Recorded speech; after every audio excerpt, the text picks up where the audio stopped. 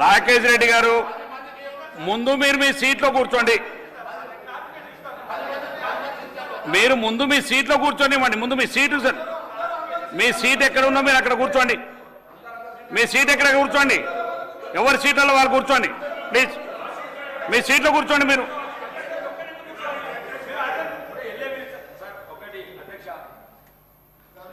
నేను రాకేష్ గారు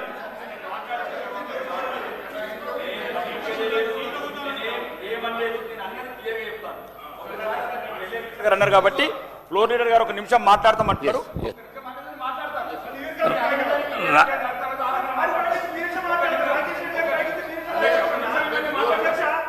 మీకు శ్రీనివాస్ గారు కూర్చోండి.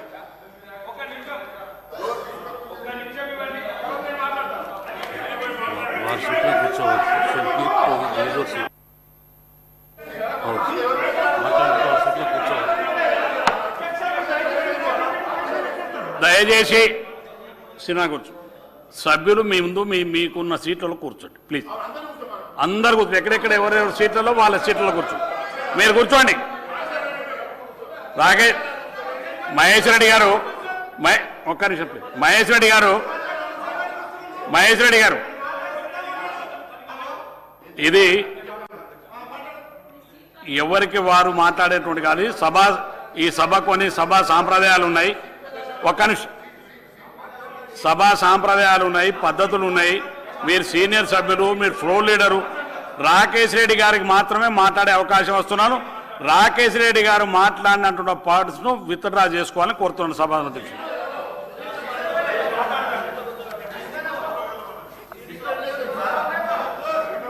మాట్లాడండి రాకేష్ రెడ్డి గారు. అధ్యక్ష, ఇప్పటివరకు జరిగిందంతా చూశాను అధ్యక్ష.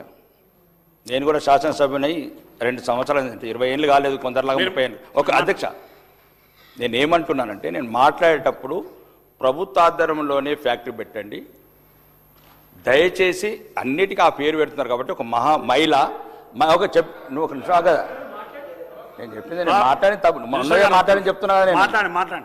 నేనే ఈరోజు అధ్యక్ష నేను మాట్లాడేటప్పుడు ఏమన్నానంటే, ఏం తప్పు మాట్లాడలేదు చెప్తున్నాను. ప్రభుత్వ ఆధ్వర్యంలోనే ఆ సంస్థ పెట్టి ఈ మధ్యన ప్రతిదానికి ఒక మహిళ, మాజీ ప్రధానమంత్రి గారు, గౌరవనీయ ఉక్కు మహిళ, ప్రపంచ నాయకురాలు, నేను చెప్పింది ఈ వారం రోజులలో కూడా మీరు దయచేసి రాకేష్ రెడ్డి ఏంటంటే ఒక వారం రోజులలో 2-3 ఇంటర్వ్యూలు ఇచ్చినాం. దాంట్లో ఉక్కు మహిళ 18 సంవత్సరాలు ప్రధానమంత్రి చేసిన ఇందిరాగాంధీ గురించి కూడా నేను ఒక్కనే మాట్లాడిన తెలంగాణలో. ఆమె గురించి ఒక అవమానకర మాట సోషల్ మీడియాలో జరుగుతుంటే ఒక్క కాంగ్రెస్ సభ్యుడు కూడా తెలంగాణలో ఇయ్యలేదు కౌంటర్. నేను ఒక్కనిచ్చిన ప్రాణాలకు తెగించి. ప్రాణాలు కావాలంటే వీడియో తీసుకొచ్చి మీరు ప్లే చేయండి మొత్తం అసెంబ్లీలో. నేను ఒక్కనే మాట్లాడిన అధ్యక్ష. మాకు రక్తం మరిగిపోతున్నది, కొందరు అభ్యంతరకరంగా మాట్లాడుతున్నారు. మాకు మాజీ ప్రధానమంత్రి పార్టీ లేదని మాట్లాడిన ఒక్క శాసనసభ్యుడు నేనే తెలంగాణలో. ఇప్పుడు కూడా నేను అవమానకరంగా ఏం మాట్లాడలేదు అధ్యక్ష. ఇంతకుముందు ఆ రోజు సెక్రటరీలో విగ్రహం పెట్టిన రోజు కూడా నేను ఏమన్నాను, అందరూ బతుకమ్మ లేదు కాబట్టి సోనియా గాంధీ ఉన్న దయచేసి ఒక్కటి మార్చండి అని చెప్పేది ఒక ఫ్రెండ్లీ సజెషన్ అది. ఇప్పుడు కూడా నేను ఏమన్నాను, ఎంత ప్రతిదానికి గవర్నమెంటు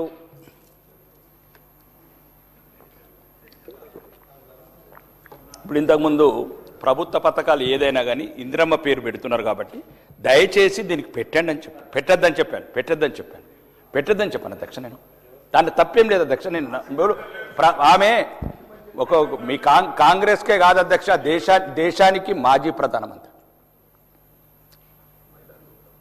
18 సంవత్సరాలు దేశాన్ని పరిపాలించిన ఉక్కు మహిళ. ఒక్కవేళ అధ్యక్ష ఒక్క నిమిషం, మీరు 65 మంది శాసనసభ్యులు ఉన్నారు, ఒక్కరు కూడా ఖండించలేదు. నేను ఒక్కరిని ఖండించిన తెలంగాణ శాసనసభ్యుని. బయట మాట్లాడినవి కూడా సోషల్ మీడియాలో అభ్యంతరకరంగా ఉంటే మాజీ ప్రధాని పట్ల నేను రక్తం మరిగిపోతున్నది అని నేను చెప్పిన ఇంటర్వ్యూలో. నేను ఏమంటున్నాను, నేను తప్పు మాట్లాడలేదు అధ్యక్ష, నేను ఏమని పెట్టద్దు అని చెప్పాను. కాబట్టి దయచేసి నేను అలా తప్పు మాట్లాడి నేను క్షమాపణ ఉండదు, నేను సిద్ధంగా ఉన్నాం. మేము మీలాగా 5 సార్లు ఎమ్మెల్యేలో దొరల కుటుంబాల్లో పుట్టలేదు. ఒకసారి క్షమాపణ కొడితే మాకు ఏమైతుంది? సత్తమా? నేను అట్లేదు అధ్యక్ష, నేను అట్లేదు. నేనేమన్నానంటే, మీరు ప్రభుత్వ ఆధారంలో ఫ్యాక్టరీ పెడితే దయచేసి ఇందిరమ్మ ఇల్లు ప్రతిదానికి స్కీమ్ పేర్లు పెడుతున్నారు కాబట్టి రొటీన్గా అట్లా పెట్టద్దు అని చెప్పాను అధ్యక్ష. ఇది ఒక డ్రింకు. ఇప్పుడు రామారావు గారు, ఎన్టీ రామారావు గారు మాజీ ముఖ్యమంత్రి గారు ఉన్నప్పుడు అధ్యక్ష వరుణ వాహిని పెట్టాడు. ఆ పేరును రికార్డ్ మీరు విత్డ్రా నేను ఆ ఉద్దేశంతో అనలేదు. ఒకవేళ అది ఏమైనా మీకు ఇబ్బందికరం ఉంటే నేను పెట్టద్దని చెప్పాను. మీరు ఎక్కడ పెడతారో అట్లా కాదు అధ్యక్ష, కాంగ్రెస్ ఎక్కడ పెడతారో నేను గౌరవంతోనే అన్నాను. అది మీకు ఇబ్బంది అయితే నేను రెడీ ఉన్నాను అధ్యక్ష. కానివ్వండి, చెప్పండి. కాదంటే హౌస్ నేను ఒకటి అధ్యక్ష ఈ రోజు చూస్తున్నాను అధ్యక్ష. నేను శాసనసభ ఉన్నప్పుడు సీనియర్ నా సోదరుడు దానం నాగేందర్ గారు మాట్లాడిన మాటలు అన్ని అటు అధ్యక్ష. వీళ్ళు మాట్లాడిన మాటలు అంటే నేనే శాసనసభకు సిగ్గుపడ్డా. వీళ్ళు నన్ను చూసి సిగ్గుపడే అవసరం ఏమున్నది? వీళ్ళని చూసి నేను సిగ్గుపడ్డా. 5 సార్లు ఎన్నికైన వాళ్ళు మాట్లాడితే మీరు అంత ఒకటి ఈ పార్టీలకి ఆ పార్టీలు మారుతారు, ఆ పార్టీలకి అందరు చుట్టాలు బంధువులు. నేను అధ్యక్ష నేను అన్నది అదే, ఇక్కడ ఆర్గానిక్ వల్ల ఏదైతే ఉన్నదో అధ్యక్ష దీనికి పేరు ఇప్పసారంటే అందరికి ఇబ్బంది ఉంటుండొచ్చు. ఆ ఉక్కు మహిళ పట్ల, మాజీ ప్రధాని పట్ల నేను ఏ చెడు ఉద్దేశంతో మాట్లాడ అధ్యక్ష. మీరు ఎక్కడ తొందరపాటులా ఎవరెవరికి మంత్రి పదవులు రాలేదో ఏ బాకాలు కొట్టేందుకు పేర్లు పెట్టుకుంటారో నేనన్నా తప్ప మా ఒక మాజీ తమాషా చేస్తున్నాను. ఒక మంత్రి అంటే బెదిరిస్తాడా అధ్యక్ష? నన్ను బెదిరిస్తాడా? తమాషా చేస్తే ఏం చేస్తారు సార్? తమాషా బెదిరిస్తాడా మంత్రి గారు? అధ్యక్ష అంటే ఏమని బెదిరిస్తారు మమ్మల్ని? మీరు మాట్లాడండి మంత్రి గారు. ఒక్క ప్లీజ్, సభ్యులు మాట్లాడుతున్నారు. అక్క మీరు ఎటుపోతే ఏం కాదు, మేము పోవాలి. ప్రభాకర్ గారు మీరు బెదిరిస్తారు గారు, వారు మాట్లాడుతున్నారు. మేము ఎక్కడ ఎవరిని అవమానించాం అధ్యక్ష? మాకు అవమానించే ఉద్దేశం లేదు. మేము ప్రజల తరపు నుంచి వచ్చినాం. మేము నా ప్రాంతంలో చాలా ఇబ్బంది ఉంది. ఒకటక్క మీరు ఆ వర్డ్ను నేను ఒకటే నేను సభ చాలా సమయం అధ్యక్ష నేనేమన్నాను అధ్యక్ష? మీరు పేరు పెట్టన్నాను ఇందిరమ్మ గారి. ఒకటి అధ్యక్ష దాంట్లో ఏంటో నేను చెప్తాను రెడీ, నేను చెప్తాను మీకు అంత. నేను చెప్తున్నా నేను ఏమన్నా చూడండి రికార్డులో చూసి నేనేమన్నా అభ్యంతరకరంగా పేరు పెట్టండి అని అన్నంటే నేను ఎక్కడైతే మీ ప్రభుత్వం ప్రతిదానికి ఆ పేరు పెడుతుంది దయచేసి దీని మీద పేరు పెట్టద్దని చెప్పాను అధ్యక్ష. దాన్ని నేను పెట్టా మీకు మంచి చెప్తే కూడా అట్లా ఎడుతుంది ఎట్లా? రాకేష్ రెడ్డి గారు మీరు ఇప్పుడు ఇది ఏంది అధ్యక్ష? ఇప్పుడు నేను మాట్లాడిందని ముట్టించుకుంటే మీ రికార్డు చూడండి. ఒక హౌస్ కమిటీ వేయండి అధ్యక్ష, ఒక హౌస్ కమిటీ వేయండి. వేయండి. ఇంతకుముందు మాట్లాడినారు ఎవరు మాట్లాడినారు? ఇంతకుముందు ఎవరు మాట్లాడినారు? మాట్లాడి ఏం వెళ్తా అధ్యక్ష? అంటే వాళ్ళ అమ్మ నీ అబ్బా అని నడుతుంది వాళ్ళు. నేను అన్నాను అధ్యక్ష, నేను అన్నదాన్ని ఎవరికైనా మంత్రి పదవులు రాకపోతే నేనేం చేయాలి అధ్యక్ష? ఒక్క నిమిషం, నేనేం చేయాలి మీకు మంత్రి పదవులు రాకపోతే? నేనేమన్నా నిజంగా అధ్యక్ష నేను చెడు ఉద్దేశం నేను మాట్లాడలేదు అవకాశం ఇస్తున్నాను అధ్యక్ష. ఆమె మాజీ ప్రధానమంత్రి అధ్యక్ష, మా గౌరవం అధ్యక్ష. ఇది సమయం వృధా చేస్తూ సభాపతి ఇచ్చినటువంటి ఒక అంశం మీద కూడా వారు అగౌరవపరిచే విధంగా నేనేమంటున్నా అధ్యక్ష, వారు ఏమన్నా పెద్దలు హరీష్ రావు గారైనా సలహా చెప్తారు. వారంటారు ఇలా ఎవరి పార్టీ నాయకులకు సంబంధించిన పేరైనా దయచేసి పేరు పెట్టినప్పుడు కొంత మీరు కూడా ఆలోచన చేయాలి. ఏమన్నాడు ఆయన? అది తెలుసా? దాని పేరు మీకు తెలుసా? అది టకీలా అయి ఉండవచ్చు. దయచేసి మా నాయకురాలు పేరు మాత్రం పెట్టకండి. మా నాయకులు ఏదైనా మంచి పేరు పెట్టుకుందామంటే ఏమన్నట్టు అధ్యక్ష? ఏదైనా మంచి పేరు పెట్టుకుందామంటే ఏమన్నట్టు అధ్యక్ష? అరే చూడండి హరీష్ రావు, మీరు కూడా ఒకసారి ఎవరైనా పార్టీలో ఒక నాయకురాలు పేరును ఇటువంటి వాటికి పెట్టద్దు. అటువంటి వేరే ఎవరైనా పేరు పెట్టుకోవాలని మాట్లాడితే ఎట్లా అధ్యక్ష? దయచేసి మీరు చెప్పిన తర్వాత కూడా నెక్స్ట్ హరీశ్రావు గారు ఇస్తాను మీకు. హరీశ్రావు గారు కూర్చోండి, ఇస్తాను.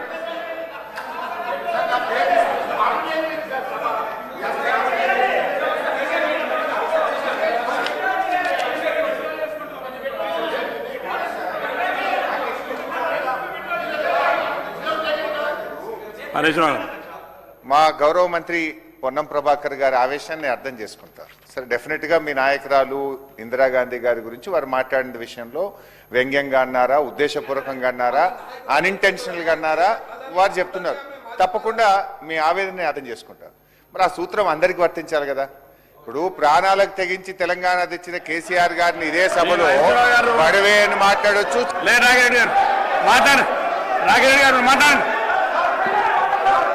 మాట్లాడతారా? మాట్లాడండి.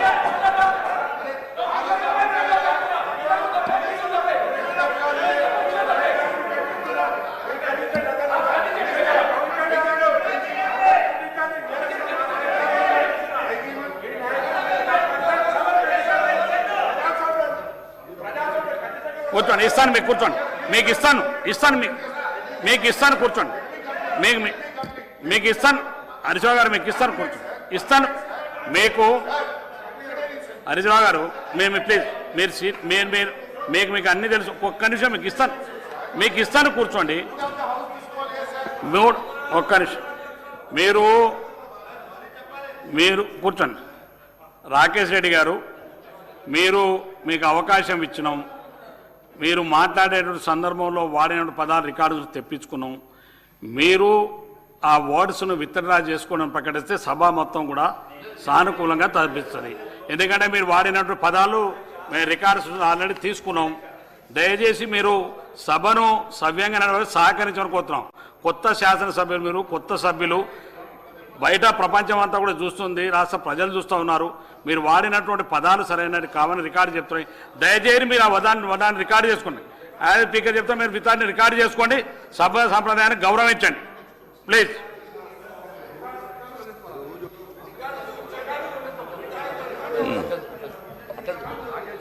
అధ్యక్ష, నేను నిజంగా కూడా వీళ్ళు ఎక్కడ ఒక్కొక్క నిమిషం అధ్యక్ష, రికార్డు చూడండి అధ్యక్ష, రికార్డు చూడండి మీరు. నేను వాళ్ళు ఏదైనా ఇబ్బంది ఉంటే వాళ్ళకి ఏదైనా ఇబ్బంది ఉండొచ్చు అధ్యక్ష. ఎందుకంటే కొత్త వాళ్ళు రాజకీయాలకు రావటం, ప్రభుత్వాన్ని ప్రశ్నించటం, ప్రజల వైపు నిలబడటం బాధ అవుతుండొచ్చు వాళ్ళకు.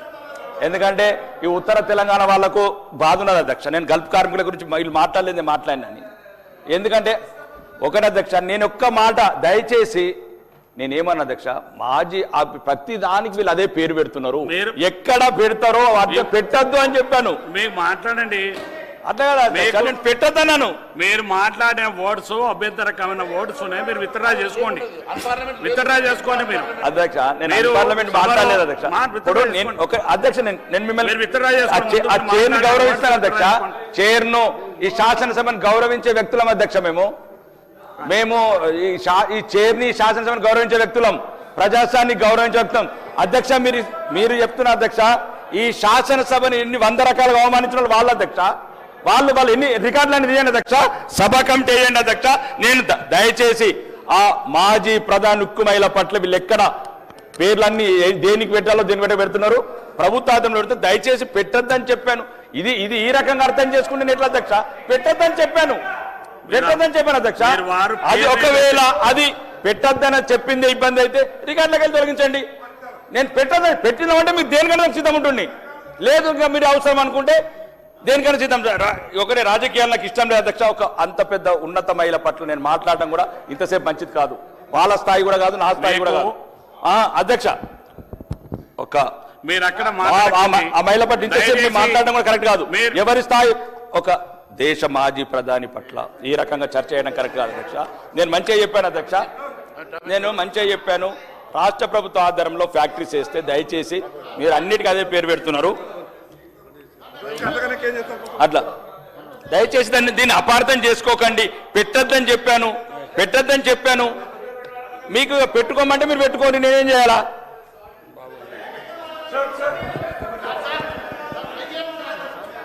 కూర్చోండి బాగుంది.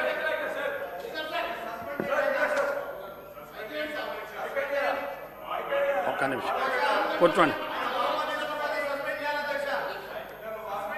మహేశ్వర్ రెడ్డి గారు. అధ్యక్ష, గౌరవ మంత్రి గారు శ్రీధర్ బాబు గారు అప్పుడు సభలో లేరు అధ్యక్ష.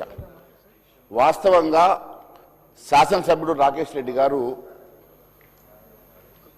ఇప్పభూ సారా ఏదైతే గౌరవ జడ్చర్ల శాసనసభ్యులు మొదలుపెట్టినటువంటి టాపిక్ని ఎక్స్టెండ్ చేస్తూ దాని గురించి మరి ట్రైబ్స్లో ఉపయోగపడుతుంది, గిరిజన బిడ్డలకు అది ఉపయోగపడుతున్న అంశం మీద దాన్ని ఎక్స్టెండ్ చేస్తూ మాట్లాడుతున్న సందర్భంగా ఈ దేశంలో దాదాపు 145 సంస్థలకు ఇందిరాగాంధీ గారి పేరు, రాజీవ్ గాంధీ గారి పేరు పెట్టిన విధంగా ఇక్కడ కూడా ఎక్కడన్నా పేరు పెడతారేమో, దయచేసి అలాంటి పేరు పెట్టొద్దు అని మాత్రమే అన్నారు. కానీ ఇది అన్కాన్స్టిట్యూషనల్ కాదు.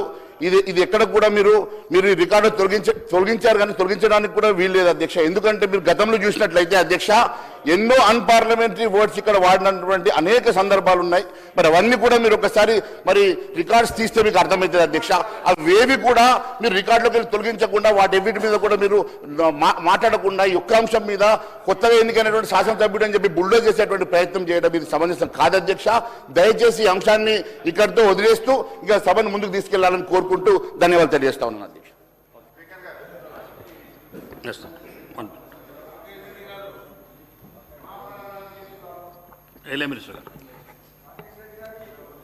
అధ్యక్ష, రాకేష్ రెడ్డి గారు ఇందిరాగాంధీ గారి గురించి ఉక్కు మహిళ అని వారు గౌరవిస్తున్నారని ఒక పక్షాన చెప్పుకుంటూ స్లిప్ ఆఫ్ టంగ్ ఎక్కడన్నా అయి ఉంటుందని చెప్పాను నేను. సరే ఏ ఆలోచన వారి ఆలోచన దృక్పథం చెప్పారు అధ్యక్ష. వారి పట్ల గౌరవము, వారి పట్ల ఉన్న నిజమైన భక్తి కూడా వారు తెలియజేయటం జరిగింది అధ్యక్ష. ఈరోజు మాకు కూడా సభను ఇంకా కూడా, ఎందుకంటే డిమాండ్స్ మాకు కూడా ముఖ్యం, డిమాండ్స్ పరంగా వారు కూడా చర్చించాలి. అవి అనేక అంశాలను దృష్టిలో పెట్టుకొని ఈరోజు నేను కోరుతా ఉన్నాను, ఎవరు మాట్లాడినా కానీ సరి అయింది కాదు, ఎవరు మాట్లాడినా సరి అయింది కాదు. హరీష్ రావు గారు మాట్లాడినా సరైంది కాదు, ఎవరు మాట్లాడినా సరైంది కాదు. శ్రీధర్ బాబు మాట్లాడినా సరైంది కాదు, శ్రీధర్ బాబు మాట్లాడినా సరైంది కాదు, ఎవరు మాట్లాడినా సరైంది కాదు అధ్యక్ష. నేను నేను నేను మహేశ్వర్ రెడ్డి గారు లేచి అరే కూర్చోవా డాక్టర్ కూర్చో, అరే వాట్ ఇస్ దిస్, కూర్చొని మాట్లాడుతున్నాడు కూర్చో, వాట్ ఇస్ దిస్ యార్, వాట్ ఇస్ దిస్,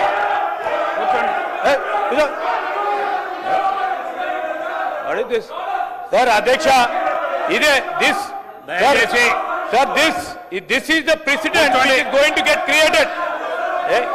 వివేక్ అరే కూర్చోవా sir, is a doctor by profession అధ్యక్ష. సార్ ఐ రిక్వెస్ట్ దయచేసి కూర్చోండి, కూర్చోండి సంజయ్ డాక్టర్ గారు కూర్చోండి. సంజయ్ ప్లీజ్. డాక్టర్ సంజయ్ గారు ఒక డాక్టర్ అధ్యక్ష, ఒక డాక్టర్ అధ్యక్ష. నేను కాదంటలేను, మంచి డాక్టర్గా పేరుగాంచిన వ్యక్తి. మొత్తం యావత్ రాష్ట్రం అంతా కూడా చూస్తూ ఉంది ఈరోజు. డాక్టర్ సంజయ్ గారు లేచి ఆవేశంతో, ఆక్రోశంతో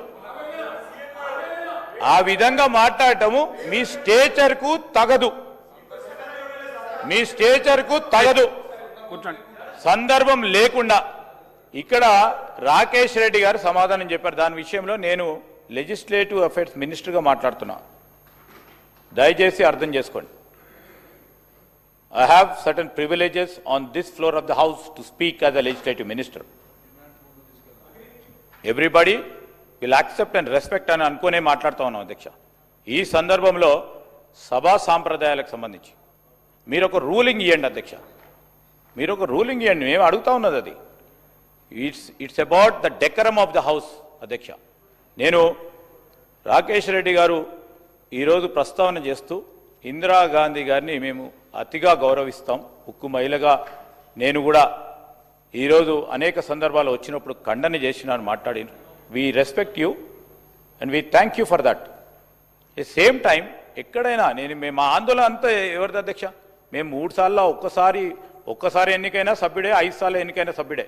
మీ వెనుక కూర్చున్నాడు గౌరవ శాసనసభ్యులు, ముందు కూర్చున్న శాసనసభ్యులు రూల్స్ గురించి మాట్లాడితే చెప్పిన రూల్స్ అనేది మొదటిసారి మనము ఓత్ తీసుకున్నప్పుడు రూల్స్ రెగ్యులేషన్కు సంబంధించి ఓత్ తీసుకున్నారు.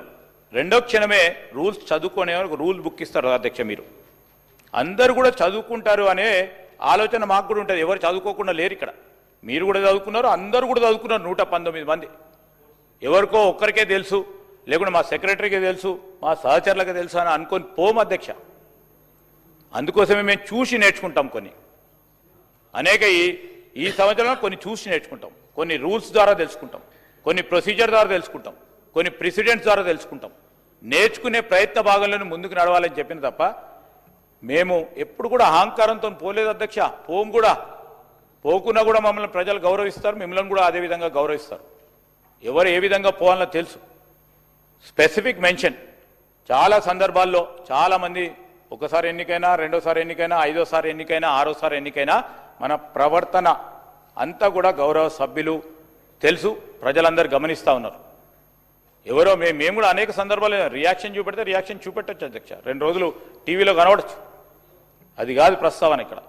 నేను మహేశ్వర్ రెడ్డి గారిని ఎందుకు కోరినంటే అధ్యక్ష, BJP leader, why I'm saying out of concern I'm saying we have to create a president. నేను కూడా మాట్లాడుతున్నప్పుడు, లేకుంటే తుమ్మల నాగేశ్వరరావు గారు మాట్లాడుతున్న అపార అనుభవం ఉంది అధ్యక్ష, వారికి కూడా మాట్లాడుతూ ఉన్నప్పుడు మమ్మల్ని చూసి మొదటిసారిగా శాసనసభ్యుడిగా ఎన్నికైనడు.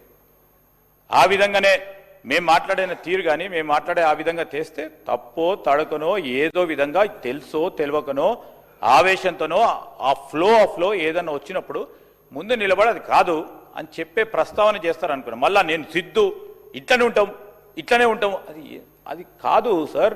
నేను ఎందుకు చెప్తాను అంటే వారికి కూడా తెలుసు, వారు కూడా సీనియర్ శాసనసభ్యులే. నేను ఈరోజు కోరుతా ఉన్నది, ఈరోజు మాకు కావాల్సింది డిమాండ్స్ ఉన్నాయి. డిమాండ్స్ పక్షాన అందరూ మాట్లాడాలి, చాలామంది మాట్లాడాలి.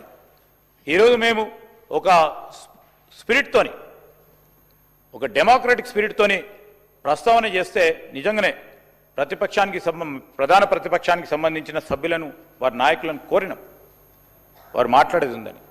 దాన్నవన్నా గౌరవించాలి అధ్యక్ష. దేన్ని కూడా గౌరవించకుండా ఏ విధంగా నడుస్తామో అధ్యక్ష. మేము బుల్డోజ్ చేసి నడపాలనే ఉద్దేశంతో లేం.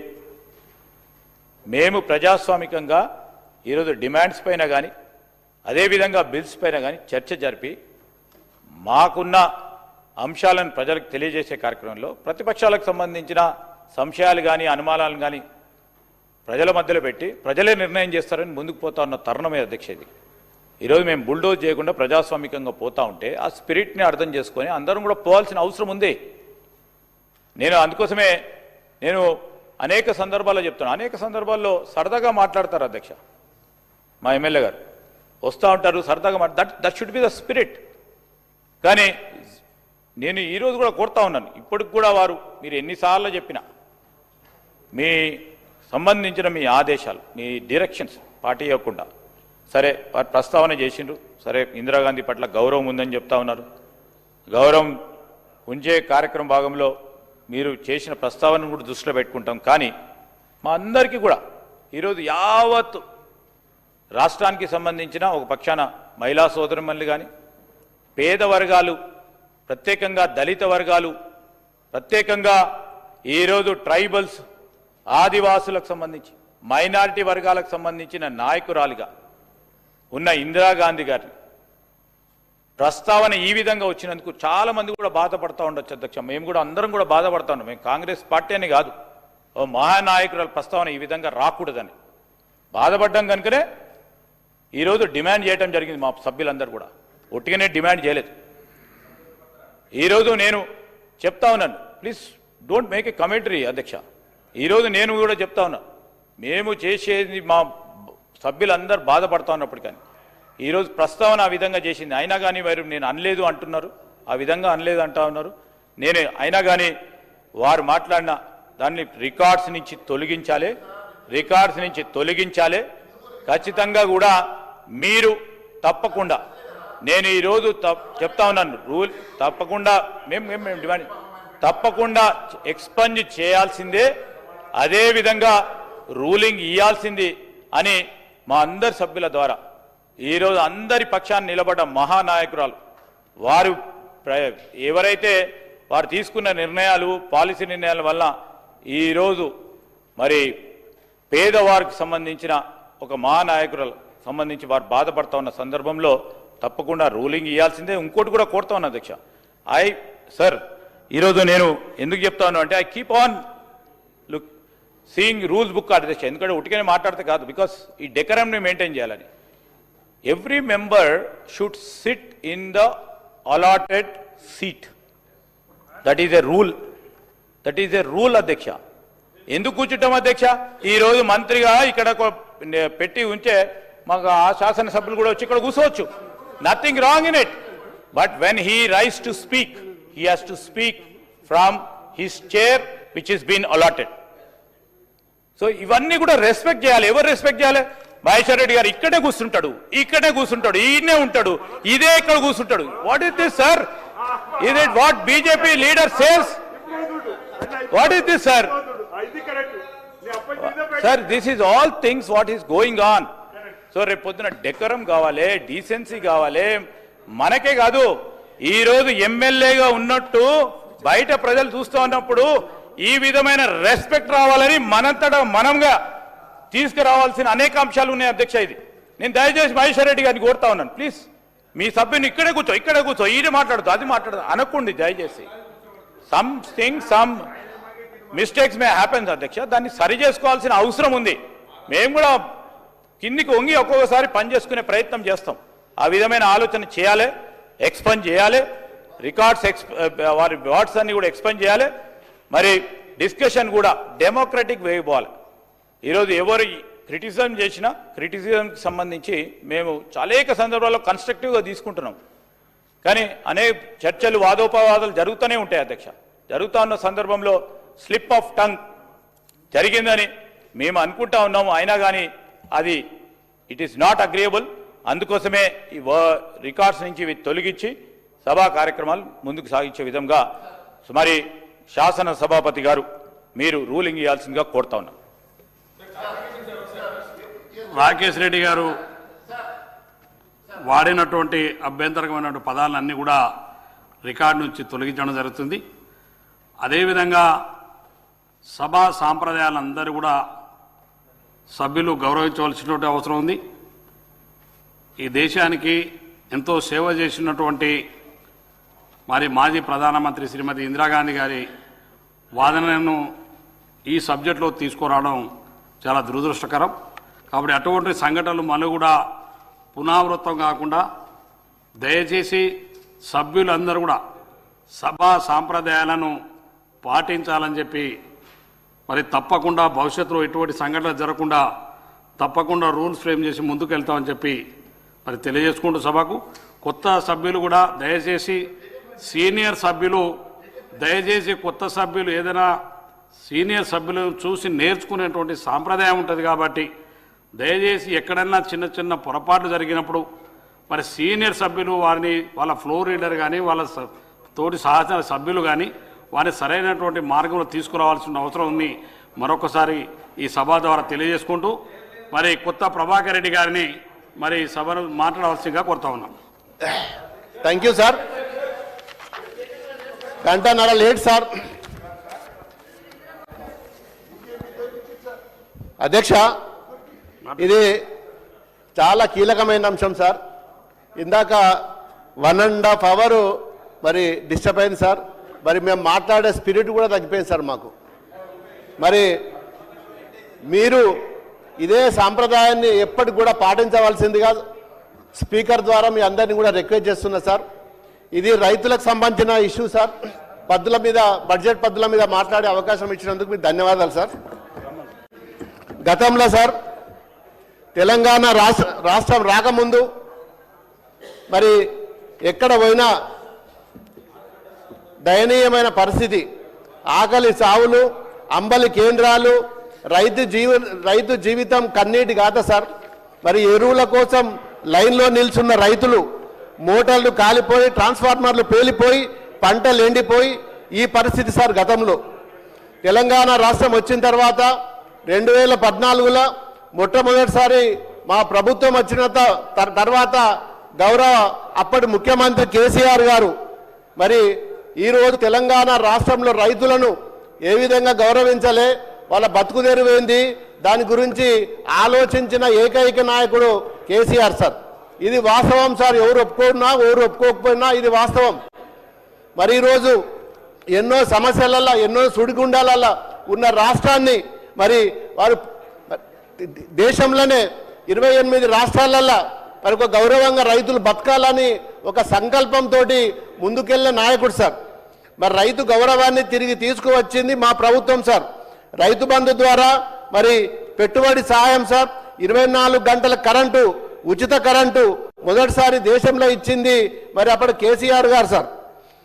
అధ్యక్ష, కాళేశ్వరం నీటితో ఎండిన భూములు పచ్చగా మారినాయి సార్. అదేవిధంగా రైతుల బీమా ద్వారా రైతు కుటుంబాలకు ఎంతో భరోసా వచ్చింది సార్.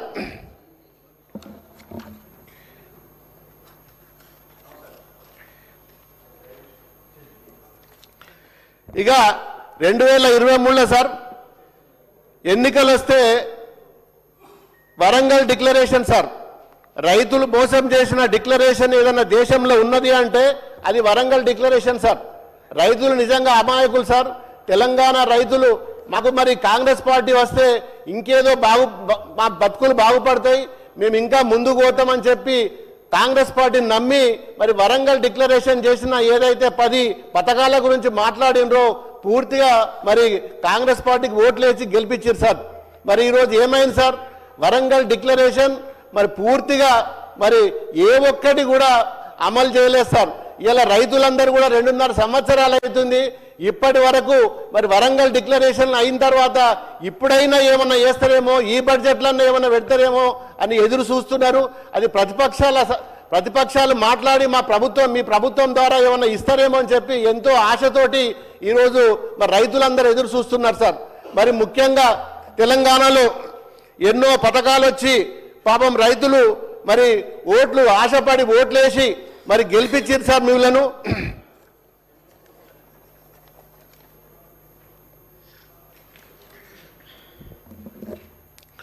సార్ బడ్జెట్ కేటాయింపులో మరి ఎక్కడ కూడా మరి రైతులకు ఎక్కడ కూడా లాభం జరగలేదు సార్.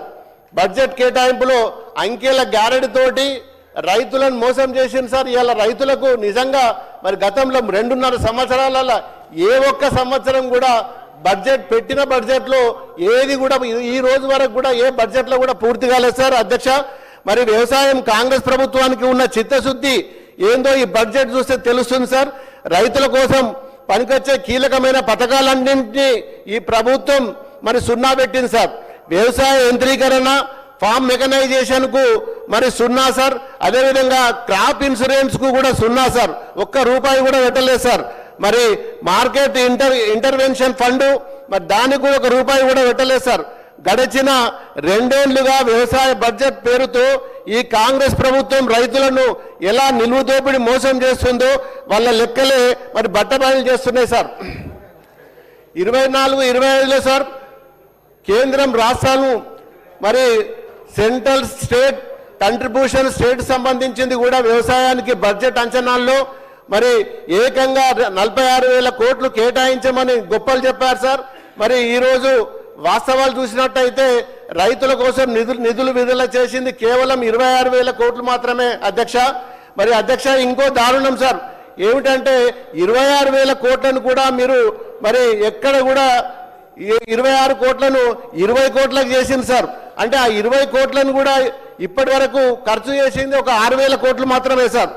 ఈ అన్నిటినీ కూడా నిజమేంటంటే మీరు చేసిన రుణమాఫీని కలుపుకున్నా సరే గత బీఆర్ఎస్ ప్రభుత్వం 2023-24లో వ్యవసాయానికి చేసిన ఖర్చు కంటే మరి అధ్యక్ష మీ ఖర్చు ఏకంగా 2,000 కోట్లు తక్కువే అధ్యక్ష. ఇది మీ రైతుల మీద చూపిస్తున్న ప్రేమ అధ్యక్ష. ఇక 2025-26 అధ్యక్ష మరి అంచనాల్లో మరి బడ్జెట్ ఎస్టిమేషన్లో 22,000 కోట్లు అని రాసుకున్నారు అధ్యక్ష. కానీ రీఎస్టిమేషన్ ప్రకారం వాస్తవంగా వ్యవసాయానికి విడుదలయ్యేది 10,000 కోట్లు మాత్రమే అధ్యక్ష. అంటే వరుసగా 2 సంవత్సరాలుగా కాగితాల మీద బడ్జెట్ పుస్తకాలు అంకెలు గొప్పగా చూపించడం తప్ప చేసింది ఏం లేదు అధ్యక్ష. తీరా చూస్తే అందులో కనీసం సగం నిధులు కూడా అన్నదాతలకు ఇవ్వకుండా ఎగనామం పెట్టడం చాలా దారుణం అధ్యక్ష. రైతుల కోసం ఖర్చు పెట్టడానికి ప్రభుత్వానికి చేతులు రావడం లేదు అధ్యక్ష. ఇది కాంగ్రెస్ మార్క్ బడ్జెట్ అధ్యక్ష. ఇది రైతుల పట్ల మీకున్న కపట ప్రేమ అధ్యక్ష. మరి ముఖ్యంగా మీరు మాటికి ఒకటే మాట గతము తప్ప మరి మీరు వేసి 2.5 సంవత్సరాలైనా ఈ రోజు వరకు కూడా చేసింది ఏం లేదు అధ్యక్ష. మరి ముఖ్యంగా అధ్యక్ష భూమిని నమ్మిన వాడికి ద్రోహం చేయడం అంటే అది దైవ ద్రోహం అధ్యక్ష. మరి మానవీయ ఈ మాటలు అన్నది మహాత్మా గాంధీ గారు అధ్యక్ష. గాంధీ పేరు చెప్పుకొని మరి కాంగ్రెస్ నాయకులు మరి ఓట్లు అడుగుతుండే అధ్యక్ష. ఇటు అన్నదాతల మీద మాత్రం గౌరవం లేదు అధ్యక్ష. అటు గాంధీ గారి మీద గౌరవం లేదు అధ్యక్ష, ఇటు అన్నదాతల మీద కూడా గౌరవం లేదు అధ్యక్ష. అసంఘటిత రంగంలో ఉండే రైతులు అధ్యక్ష తమది ఏమీ చేయలేరని నోరు లేని రైతులు నోరు నొక్కినా అధ్యక్ష, కడుపు కొట్టినా ఏమి కాదని వీళ్ళ నమ్మకం అధ్యక్ష. అందుకే ఒకటెనుక ఒకటిగా రైతుల ప్రయోజనాలను దారుణంగా దెబ్బతీస్తూ వస్తున్నారు అధ్యక్ష. ఇవాళ రాష్ట్రంలో ఏం మూలకెళ్ళినా ఎక్కడ పోయినా మరి రైతులను మరి గత ప్రభుత్వం ఏ విధంగా ఉండే, ఈ ప్రభుత్వం ఏ విధంగా ఉండే అడిగితే మరి రైతులే చెప్తున్నారు అధ్యక్ష. మరి గత ప్రభుత్వానికి ఈ ప్రభుత్వానికి తేడా ఏముందో అధ్యక్ష ఒక్కసారి తెలుసుకోవాలి అధ్యక్ష. మరి కంటికి రెప్పలా కాపాడుతున్న మరి కేసీఆర్ ప్రభుత్వం అయితే రైతన్నని మభ్యపెడుతూ రైతు నోటికాడ ముద్దను ఎగ్గొడుతూ అధ్యక్ష విజయోత్సవాలు చేసిన మోసగారి ప్రభుత్వం కాంగ్రెస్ ప్రభుత్వం అధ్యక్ష. కానీ ఎన్నికల ముందు మాటలు కోటలు దాటినాయి అధ్యక్ష. మరి ఈ రోజు మరి గడప మాత్రం దాటడం లేదు అధ్యక్ష. మరి 10 ఏళ్ల కేసీఆర్ గారి పాలనలో రైతుల పాలిటి రైతు బంధుగా నిలిస్తే మరి 2.5 పాలనలో అధ్యక్ష ముఖ్యమంత్రి రేవంత్ రెడ్డి గారు మరి రైతులకు చేసింది ఎక్కడ ఏం లేదు అధ్యక్ష. 10 ఏళ్ల అద్భుతమైన రైతు సంక్షేమం మరి రాజ్యాంగం తీర్చిదిద్దబడిన రాష్ట్రాన్ని 2 పాలనలోనే రైతుల సంక్షేమం రాజ్యాంగం మారింది అధ్యక్ష.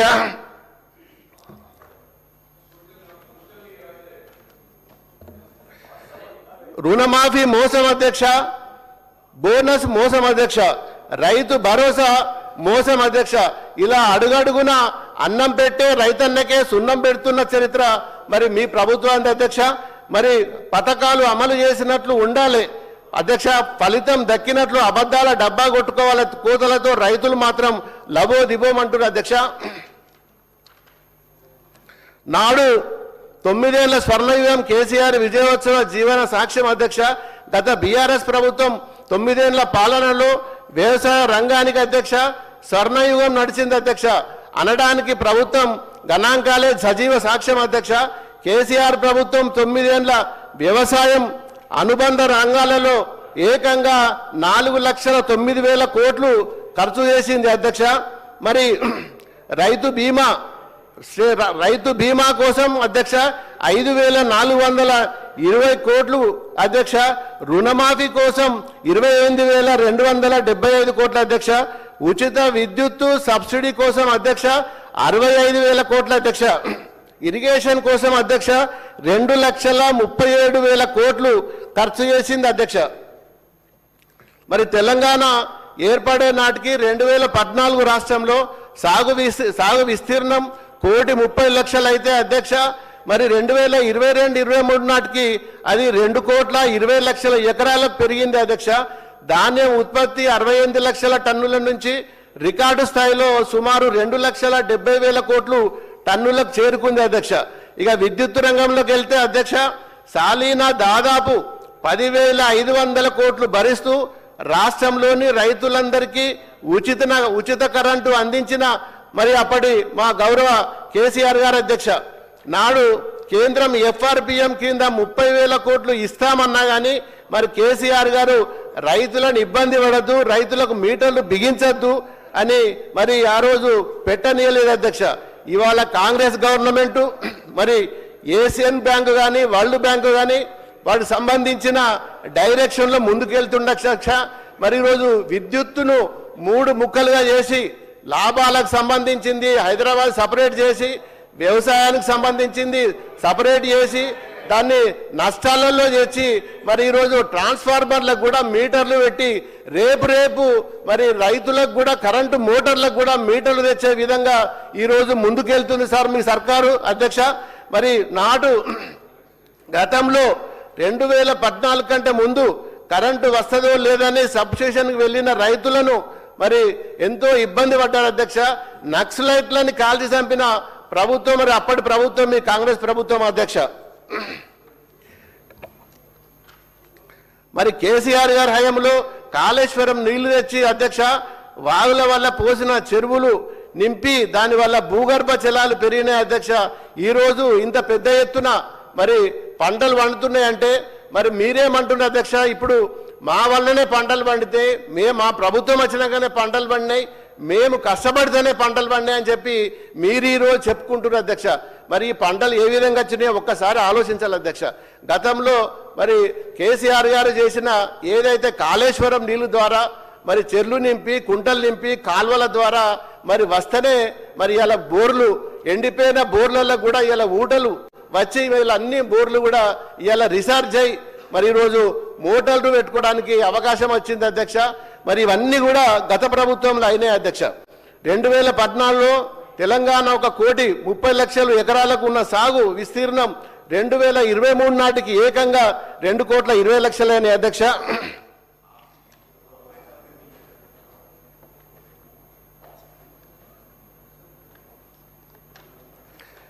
అధ్యక్ష, మౌలిక సదుపాయాల కల్పనలో కేసీఆర్ ప్రభుత్వం చరిత్ర సృష్టించింది అధ్యక్ష. మరి 5,340 కోట్లతో మిషన్ కాకతీయ చెరువులను పునరుద్ధరించి 15,05,000 ఎకరాలకు ఆయకట్టును స్థిరీకరించింది అధ్యక్ష. 575 కోట్లతో మరి 2,601 అద్భుతమైన రైతు వేదికలు నిర్మించి గౌడాన్లను సామర్థ్యాన్ని 39 లక్షల మెట్రిక్ టన్నుల నుంచి 73,80,000 మెట్రిక్ టన్నులకు పెంచారు అధ్యక్ష. ఇక 2024-25 బడ్జెట్ ప్రసంగంలో అధ్యక్ష 13వ పేజీలో ఉప ముఖ్యమంత్రి గారు భట్టి గారు మరి మాట్లాడుతూ ఏ పని అయినా ఆగవచ్చు కానీ వ్యవసాయం మాత్రం ఆగదని మరి చెప్పడం జరిగింది అధ్యక్ష. కానీ కాంగ్రెస్ ప్రభుత్వం వచ్చినాక ఆ మాటకు అర్థము మార్చేశారు అధ్యక్ష. మరి వ్యవసాయం ఆగదు కానీ దానికి ఇచ్చే సహాయం మాత్రం ఈరోజు ఆగుతుంది అధ్యక్ష. మరి ఈ ప్రభుత్వంలో రైతు భరోసా ఆగింది అధ్యక్ష, బోనస్ ఆగింది అధ్యక్ష, బీమా ఆగింది అధ్యక్ష, 24 గంటల కరెంటు కూడా మరి 13 గంటలకు పోయింది అధ్యక్ష. ఇవాళ పల్లెల్లో మళ్ళీ మోటార్లు కాలిపోతున్నాయి. మరి కరెంటు కోసం రైతులు పొలాల దగ్గర పడిగాల్పులు కాల్స్తుంది అధ్యక్ష. రుణమాఫీ అధ్యక్ష, ఇక రుణమాఫీ గురించి చెప్పాల్సిన అవసరం లేదు అధ్యక్ష. ఈరోజు రుణమాఫీ మరి మేము రుణమాఫీ చేసినాం అని చెప్పి గొప్పలు చెప్తున్నారు అధ్యక్ష. ఇలా రుణమాఫీ ఎక్కడ కూడా మరి 60%కు 65% కంటే ఎక్కడ కూడా కాలేదు అధ్యక్ష. ఇవాళ మా దుబ్బాక నియోజకవర్గంలో 63% రుణమాఫీ అయింది అధ్యక్ష. ఇంకా బ్యాలెన్స్ రుణమాఫీ ఈ రోజు వరకు కూడా కాలేదు అధ్యక్ష. మరి బ్యాంకుల చుట్టూ తిరుగుతుంది అధ్యక్ష. ఇప్పటి వరకు మరి డబ్బులు కూడా మరి ఖాతాల పడ్డ మరి వేరే డబ్బులు కూడా వాళ్ళు రిలీజ్ చేసుకోలేకపోతున్నారు. మరి అప్పులకు కూడా మరి ఇబ్బంది అవుతుందని చెప్పి రైతులు నానా అవస్థలు పడుతుంటారు అధ్యక్ష. అధ్యక్ష, మరి ఎరువుల విషయం మీకు తెలుసు అధ్యక్ష. మరి 10 ఏళ్ల కింద పాలనలో రైతులు ఎరువుల కోసం ఏ విధంగా ఉండ్రి. మరి గతంలో రైతులకు ఎరువు కావాలంటే మరి పొద్దున ఒక ఫోన్ కొడితే మరి ఇంటికాడ రైతులకు ఎరువులు ఇచ్చేది అధ్యక్ష. ఈరోజు మరి లైన్లో నిలబడి మరి నానా తిప్పలు పడి రైతులకు వాళ్ళ కుటుంబ సభ్యులందరూ పోయి కూడా ఈరోజు బాలింతలు కానీ గర్భవతులు కానీ ఇంట్లో చిన్నపిల్లలు కానీ స్కూల్ పిల్లలు కానీ లాస్ట్కు చెప్పులే కాకుండా స్కూల్ బ్యాగులు కూడా లైన్లో పెట్టి ఈరోజు యూరియా కోసం లైన్ కడుతుండే అధ్యక్ష. మరి ఈరోజు చాలా ఘోరంగా ఉన్నారు. మరి ఇప్పుడు యాసంగి కూడా నాట్లు వేసుకున్నారు. మొన్నటి వరకు కూడా మరి ఇబ్బంది పడ్డారు అధ్యక్ష. మరి ఇంత ఇబ్బంది పడితే ఏ ఒక్క రోజు కూడా రైతులకు భరోసా ఇస్తున్నామని చెప్పి మరి చెప్పిన దాఖలాలు కూడా ఎక్కడ లేవు అధ్యక్ష. మరి యూరియా కోసం యాప్ పెట్టింది అధ్యక్ష. రైతులు మరి మట్టి పొలాలలో పనిచేసుకునే రైతులకు కూడా మరి ఈ యాప్ ద్వారా మరి యూరియా బుక్ చేసుకోవడం సాధ్యమైతే అధ్యక్ష. ఎంతమంది దగ్గర స్మార్ట్ ఫోన్లు ఉంటాయి అధ్యక్ష. మరి ఈరోజు ఆ యూరియా విషయంలో కూడా మరి మా కేంద్ర ప్రభుత్వం నుంచి కానీ రాష్ట్ర ప్రభుత్వం నుంచి కానీ ఏ ఒక్క రోజు కూడా మరి పలానాడు పలాని జిల్లాల మరి ఎంతవరకు ఉన్నది, ఎన్ని నాట్లు వేసిండ్రు అనే ఆలోచన కూడా చేయకుండా యాప్ ద్వారా బుక్ చేసుకోవడం మూలంగా ఎవరికి కూడా సరి అయిన సమయంలో మరి యూరియా దొరకక నానా తిప్పలు పడుతుండే అధ్యక్ష. మరి యూరియా బస్తాలు కూడా ఒక్కొక్క బస్తాకు 200-300 బ్లాక్ మార్కెట్లో అమ్మిన దాఖలాలు ఉన్నాయి అధ్యక్ష. అది మా నియోజకవర్గంలో ఎన్నో సందర్భాలలో మరి ఎదురైనాయి అధ్యక్ష. ఇక అధ్యక్ష,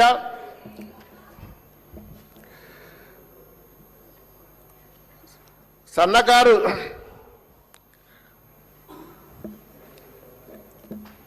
ఇక గతంలో అధ్యక్ష రైతు భరోసా అధ్యక్ష మరి మా గవర్నమెంట్ ఉన్నప్పుడు కేసీఆర్ గారు కరోనా వస్తే కూడా మరి రైతులు ఇబ్బంది పడద్దు, ఏ తిప్పలు అన్నవాడి ఏమైనా చేసి ఏ బ్యాంకులోనైనా మరి అప్పు సప్పు తెచ్చి మరి గతంలో ఎప్పుడు కూడా రైతు బంధు ఎప్పుడు కూడా ఆపలేదు అధ్యక్ష.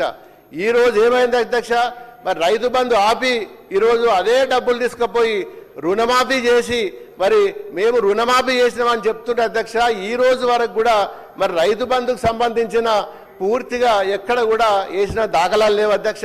మరి 3 పసళ్లకు ఇంకా రైతు బంధు కావాలి.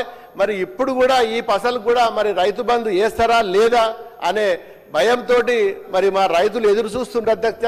దాని మీద కూడా మరి గౌరవ మరి మంత్రి గారు కానీ ప్రభుత్వం కానీ క్లారిటీ ఇప్పటి వరకు లేదు అధ్యక్ష. మరి ఈ బడ్జెట్లో ఏమన్నా రైతుల కోసం బడ్జెట్ పెట్టినరో ఏమన్నా ఇస్తారేమో అని చెప్పి మరి రైతులు ఎదురు చూస్తున్నారు. మరి ఈ బడ్జెట్లో కూడా మరి రైతులకు ఎక్కడ కూడా పెట్టినట్టు దాఖలాలు లేవు అధ్యక్ష.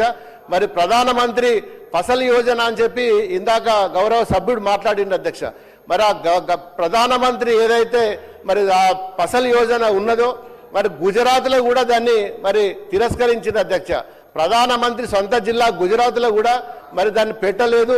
మరి అది కూడా మరి ఒక్కసారి మరి ఆ బీజేపీ నాయకులు కూడా ఒకసారి దాన్ని ఆలోచించాలి అధ్యక్ష. మరి ఈరోజు 15,000 గతంలో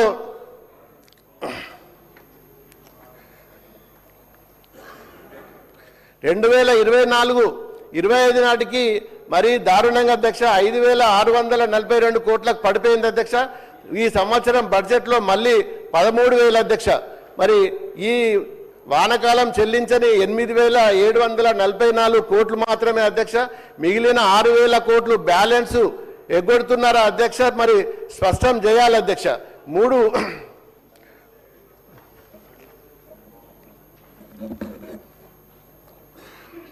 పంట బోనస్ అధ్యక్ష 2014 అధ్యక్ష దేశంలో తెలంగాణ స్థానం 14వ స్థానం ఉండే అధ్యక్ష. ప్రస్తుతము మరి మనం 2వ స్థానంలో ఉన్నాం అధ్యక్ష. ఇది ఉండగా అధ్యక్ష కేసీఆర్ గారు తెచ్చిన మిషన్ కాకతీయ, కాళేశ్వరం ప్రాజెక్టు, రైతు బంధు మరియు ఉచిత కరెంటు వల్ల మరి అన్ని కూడా మరి ఈ రైతు ప్రొడక్షన్కు ఇవన్నీ సహాయపడ్డాయి అధ్యక్ష. మరి అన్ని పంటలకు బోనస్ మేనిఫెస్టోలో మరి మీరు మేనిఫెస్టోలో పెట్టడం జరిగింది అధ్యక్ష. మరి తీరా బడ్జెట్ వచ్చే వరకు అధ్యక్ష దానిని కేవలం సన్నాలకే పరిమితం చేసింది అధ్యక్ష. మరి అందులోనూ మరి 50 మెట్రిక్ టన్నులు సన్నాలు కొంటే 2,500 కోట్లు మరి బోనస్ ఇవ్వాలి అధ్యక్ష. మరి ఆ ప్రభుత్వం 18 లక్షల మెట్రిక్ టన్నుల కొరకు కొని బోనస్ మాత్రం 1000 కోట్లకే పరిమితం చేసింది అధ్యక్ష.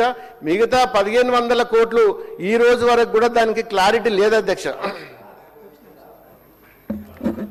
అధ్యక్ష మరి వరదలు, అకాల వర్షాలతో పంటల నాశనం అయిపోతే కనీసం ఇన్పుట్ సబ్సిడీ కూడా ఈ రోజు 2.5 సంవత్సరాల చాలా సందర్భాలలో మరి నష్టం జరిగితే కూడా ఏ ఒక్కరు కూడా దానికి మరి పంట నష్టము ఇప్పటి వరకు ఇవ్వలేదు అధ్యక్ష. గతంలో మేము 2018లో మరి ఎంపీ ఉన్నప్పుడు మరి గతంలో మరి కేంద్ర ప్రభుత్వం FCI మరి ధాన్యం కొనకపోతే మరి మా బీఆర్ఎస్ ఎంపీలం అందరం కూడా మరి కేంద్రంలో ధర్నా చేసి అప్పుడు పీయూష్ గోయల్ గారు మరి మంత్రిగా ఉండే, సివిల్ సప్లై మంత్రిగా మరి ఉన్నప్పుడు మరి మనం 1,00,000 మెట్రిక్ టన్నులు మా తెలంగాణ ధాన్యాన్ని కొనుమని పోతే మరి తెలంగాణ ధాన్యం 1,00,000 మెట్రిక్ టన్నులు ఎక్కడికి వెళ్ళి వచ్చింది? 50 మెట్రిక్ టన్నులే కదా రావాల్సింది. ఇంకా 50 మెట్రిక్ టన్నులు ఎక్కడి నుంచి వచ్చింది? మేము కొనమని చెప్పి మరి వాళ్ళు అంటే అక్కడ మేము ధర్నా చేసి గౌరవ ముఖ్యమంత్రి కేసీఆర్ గారు కూడా మరి రావడం జరిగింది. क्या कर रहे भाई, क्या चमत्कार कर रहे, क्या तुम ये कहाँ से हुआ, 1 लाख कैसा होता, कहाँ से आता అని చెప్పి మౌలను ఈ నూకలు మీరు బుక్కుర్రి సన్న బియ్యం మేము తీసుకుంటామని చెప్పి ఆ రోజు పేచి పెడితే కూడా మరి 1,00,000 మెట్రిక్ టన్నులు మరి పీయూష్ గోయల్ గారిని ఒప్పించి మరి అప్పుడు గతంలో మేము 1,00,000 మెట్రిక్ టన్నులు సన్న బియ్యము, దొడ్డు బియ్యం అన్ని కూడా కొనిపించిన అధ్యక్ష. మరి నాడు కౌలు రైతు సంబంధించి ఇవాళ మరి మీరు ఏదైతే వాగ్దానం చేసిండ్రో ఆ కౌలు రైతులను కూడా మరి రాష్ట్రంలో ఎక్కడైతే కౌలు రైతులు ఉండరో వాళ్ళు కూడా మాకు ఏమో సహాయం చేస్తారు, ఏమో ముందుకు తీసుకెళ్తారని చెప్పి ఎంతో ఆశతోటి ఉండే మరి కౌలు రైతుల మరి బడ్జెట్లో అది కూడా ఎక్కడ కూడా ఊసెత్తలేదు అధ్యక్ష. మరి ఒక గుంట భూమి ఉన్న కూలీ మరి ఈరోజు కౌలు రైతు కాదని చెప్పి మరి నిబంధనలు పెట్టి దాన్ని లిస్టులో నుంచి తీసేయడం జరిగింది అధ్యక్ష. రాష్ట్రంలో 54 లక్షల మంది ఉపాధి హామీ కార్డులు ఉంటే 1,04,00,000 మంది కూలీలు ఉంటే అందులో ఏరివేతలు చేసి కేవలం 10-15 లక్షల మందికి మాత్రమే మరి ఇవ్వడానికి దీనిలో ప్లాన్ చేస్తున్నారు అధ్యక్ష.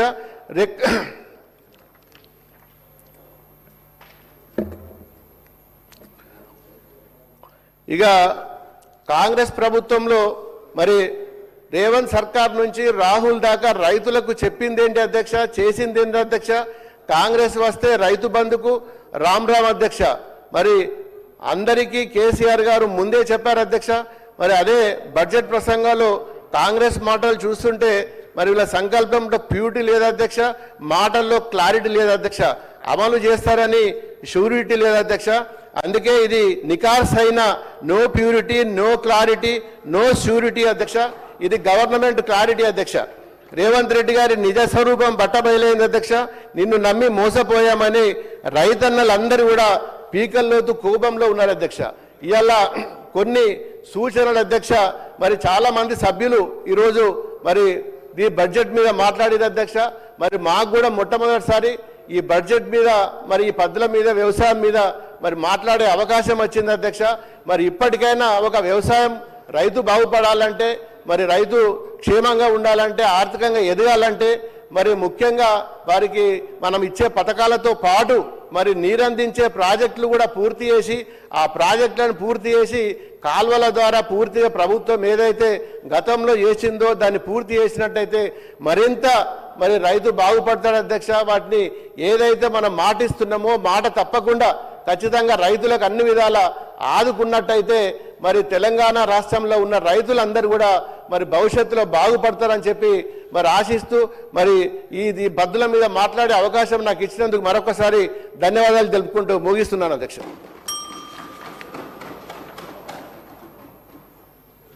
ఎంఐఎం సభ్యులు కౌసర్ మహమ్మద్ గారు.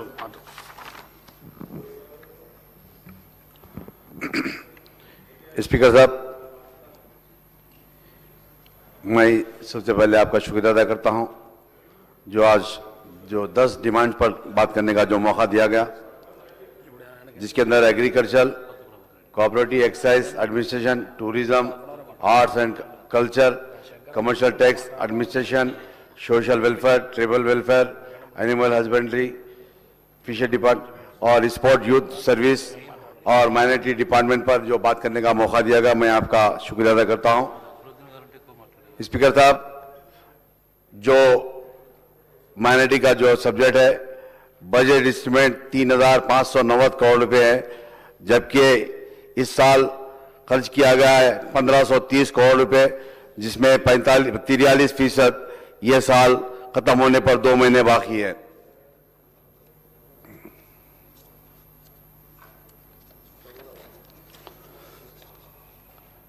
स्पीकर साहब, स्कॉलरशिप बिल का जो 700 करोड़ रुपए है ज्यादा पेंडिंग है, आरटीएफ, और 515 करोड़ रुपए एमटीएफ और 185 करोड़ रुपए 2020-2021 के अंदर है। और मैं आपके जरिए बताना चाहता हूं कि एससी, एसटी, बीसी डिपार्टमेंट में 365 करोड़ रुपए बिल रिलीज किए गए, मगर आज तक माइनॉरिटी डिपार्टमेंट के कोई बिल को रिलीज नहीं किया गया।